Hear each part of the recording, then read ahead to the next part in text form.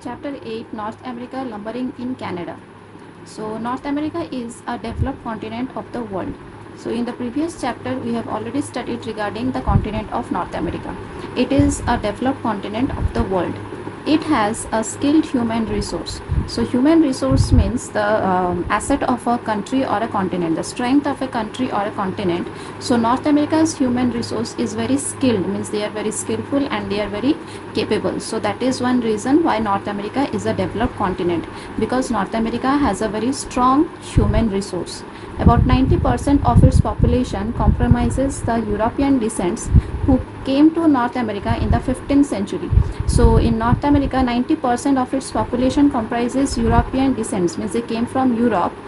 From Europe they came to North America in the 15th century. In Canada, a large population comprises British and French people. Canada is the country of North America. We have already studied in the previous chapter. So in that country, a large part of the population comprises British and French people. Eskimos, Afro-Americans and Navajos are also the significant part of American population. So the significant part of the population comprises of European descendants. Canada comprises of British and French people, and more people, and the other people that comprises the population of America are Eskimos, Afro-Americans. Afro-Americans means the Americans, but they are actually the descendants from Africa, and now they have come and settled in America, so they are Afro-Americans. And Navajos are also the significant part of American population. In this chapter, we will discuss the case studies based on lumberjacks of Canada and automobile industry in the USA. So, in this chapter, we will study significantly about the lumberjacks of Canada. So, first we will know what is lumberjacks. What is the definition of lumberjacks? Lumbering is the harvesting and production of trees for varied uses. So lumbering means it is the harvesting, means growing of the trees, as well as cutting them for various uses, cutting them for various day-to-day use, the wood, the timber that we use for our daily purpose. So that timber is harvested, and that process is called lumbering, and this is a very important work or important business in Canada. So lumbering is the harvesting and production of trees for varied uses. Forests are a major source of wealth for Canada, which is the largest country of North America. So in the previous chapter, we have already studied Canada, which is the largest country of North America. And in Canada, the major resource, the major natural resource are the forests of Canada. These forests are regarded as the wealth of Canada. The cold, temperate and polar climatic conditions of Canada are unfavorable for agriculture. So Canada is situated near the Arctic region. As we see this map,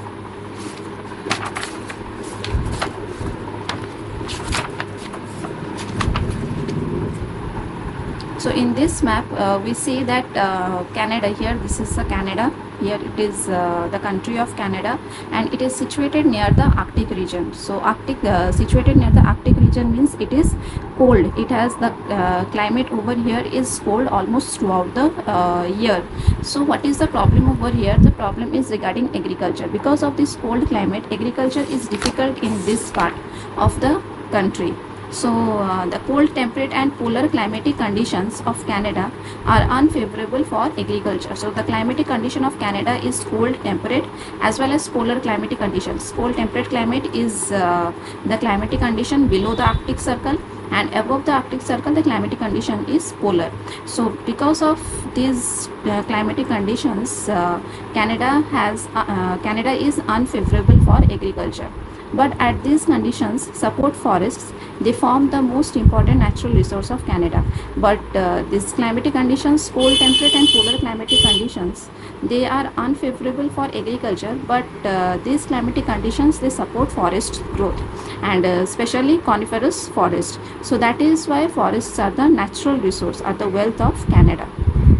The forest area has a wide belt of coniferous forests with tall and huge trees. So as I told you, this kind of climatic conditions, they support coniferous forest. Cold, temperate and polar climatic conditions, they support coniferous forest. So Canada has a wide belt of coniferous forest. Coniferous forest means that comprises of the forest that comprises of conical shaped trees. So they are very tall and huge trees. These trees have thick barks and thus protecting them from extreme cold. So these kind of coniferous trees, they survive in this kind of extreme climatic conditions. How they survive? Because they have thick barks, and their thick barks protect them from extreme cold. The trees grow in slopy areas with short roots. The trees, because it is a cold climate, they grow in the cold climate, and they are the coniferous forest. So that is why the trees grow in slopy areas with short roots. Slopy areas means the hill slopes. The trees grow in the hill slopes with short roots. The needle-shaped leaves check excessive transpiration. Transpiration means evaporation from the leaves, water evaporation from the leaves. So these coniferous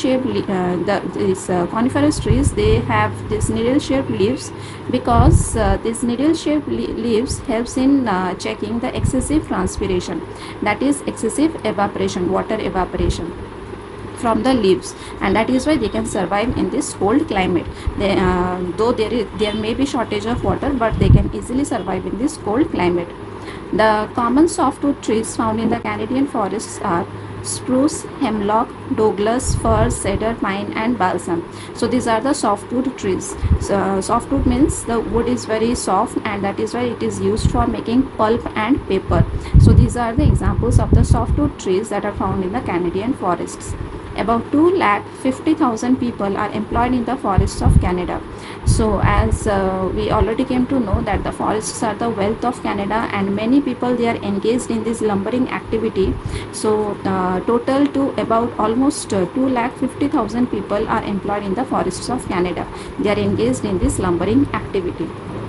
More than 50% of world's export of newsprint is done from Canada. So more than 50% of the world's export of newsprint, because of this forest, 50% of the world's export of newsprint is done from Canada itself.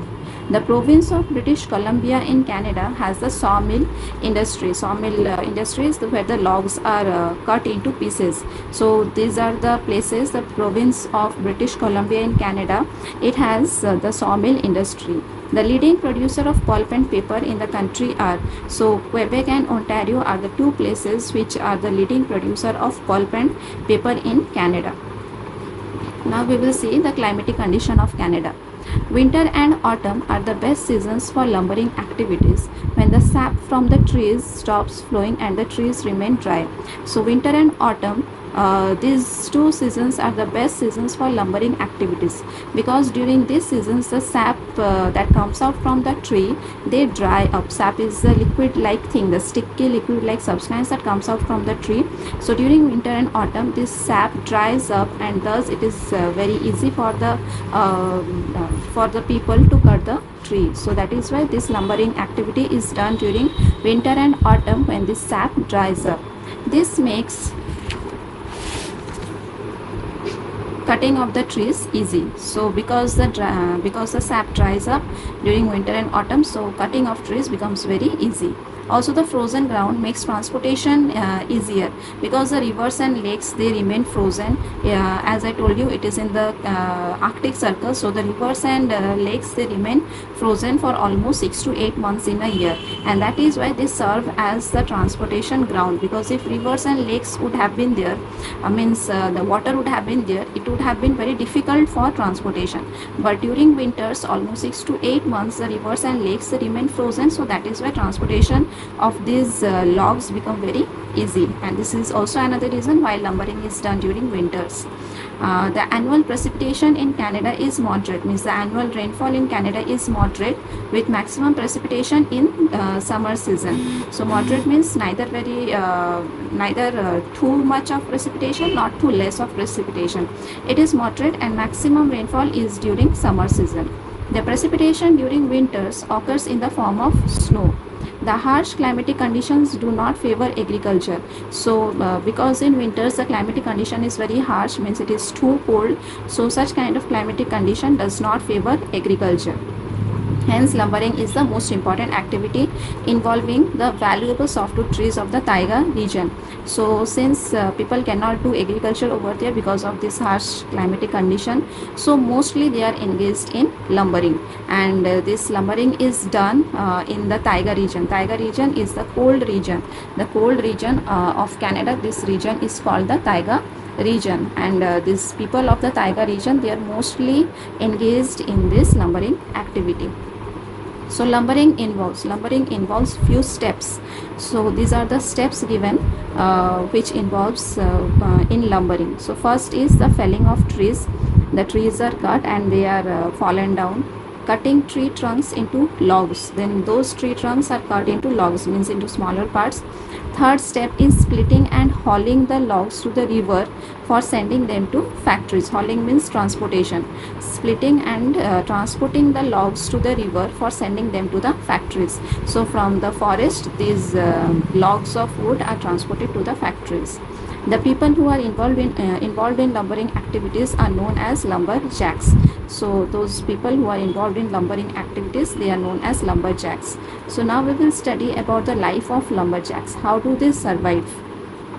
Lumberjacks are the people engaged in lumbering activities. Already we have studied here the definition of lumberjacks. They are the people who are engaged in these lumbering activities. The life of the lumberjacks is very hard and risky. They work in the life-threatening conditions. So why their life is hard and risky, we will study in this chapter. So the life of the lumberjacks is very hard and risky because they work in life-threatening conditions. During summers, the lumberjacks work as farmers on the farms in southern Canada. This is southern Canada. When we see the map of this Canada, this portion, the lower portion of Canada, this is southern Canada, and this is northern Canada. So during summers, these lumberjacks, they work as farmers in the southern Canada because during summers, the southern Canada has favorable climate for agriculture. So in southern Canada, during summers, these people are engaged in agriculture. During winters, they take up lumbering, and during winters, these farmers these people who were engaged in agriculture during summers, but during winters, now they take up lumbering.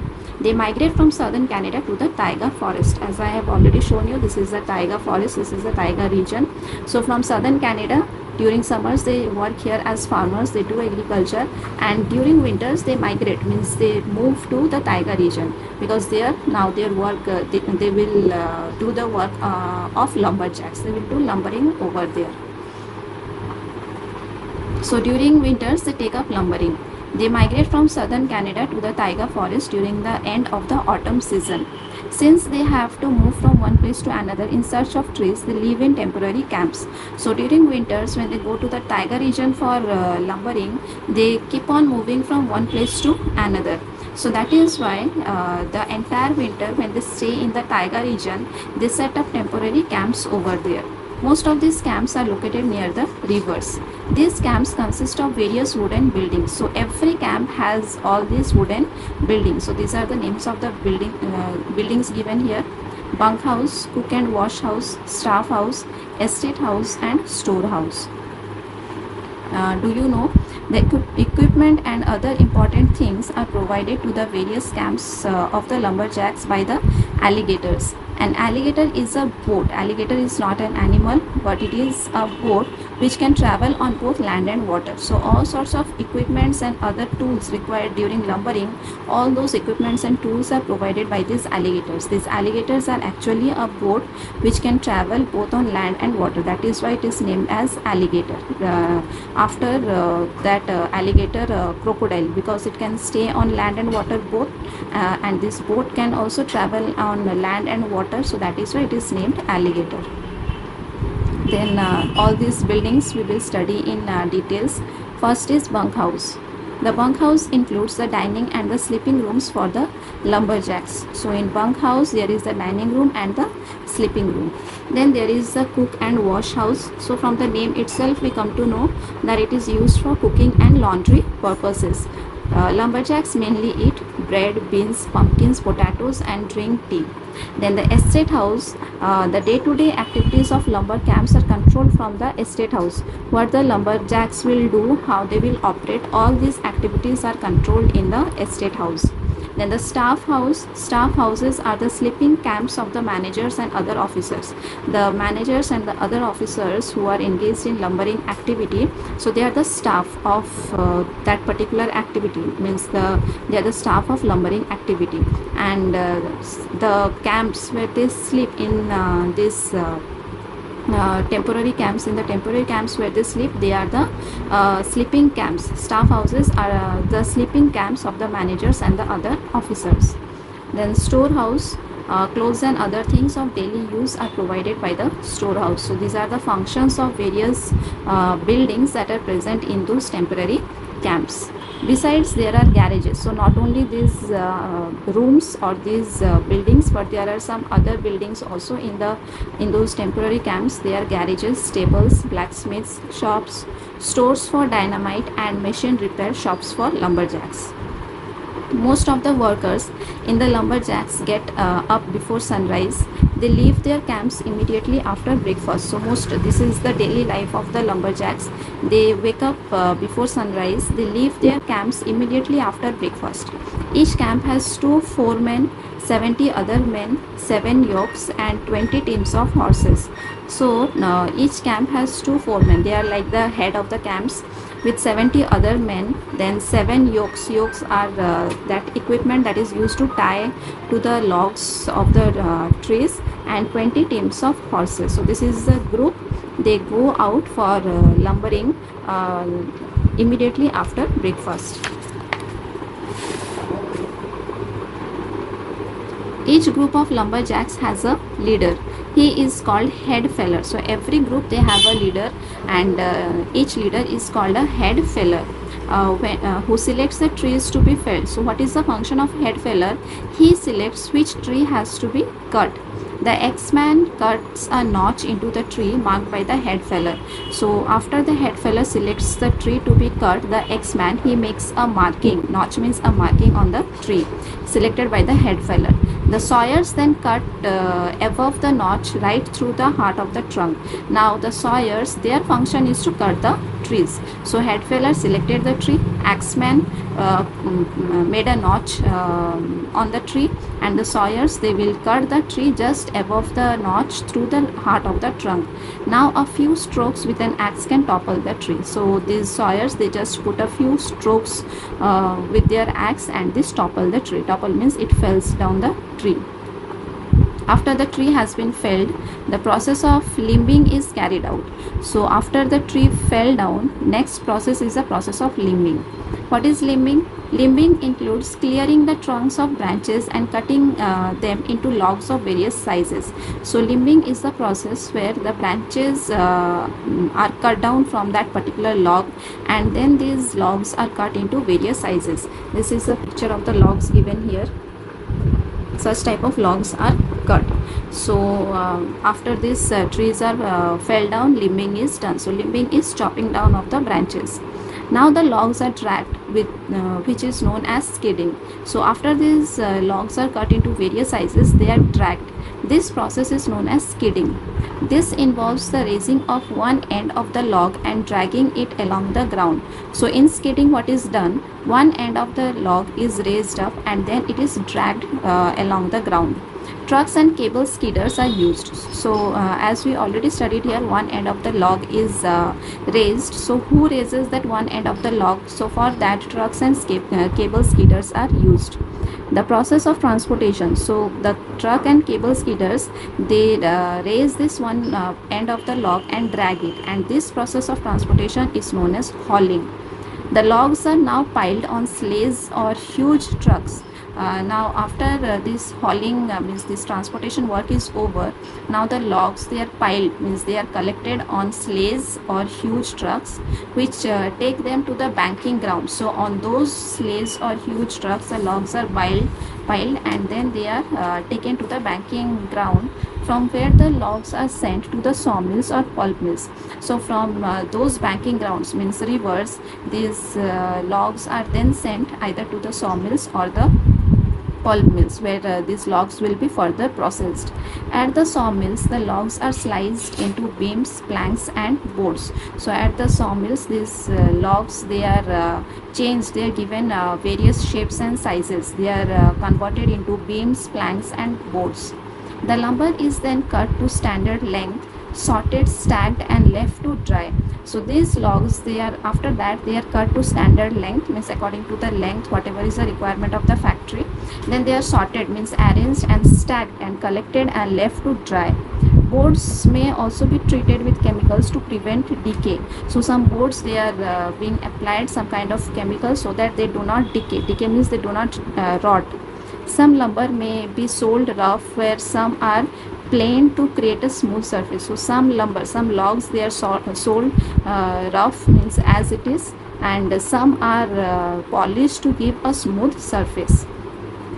So now we will discuss the following. Number 1, lumbering is the harvesting and production of trees for varied uses. Number 2, forests are a major source of wealth for Canada.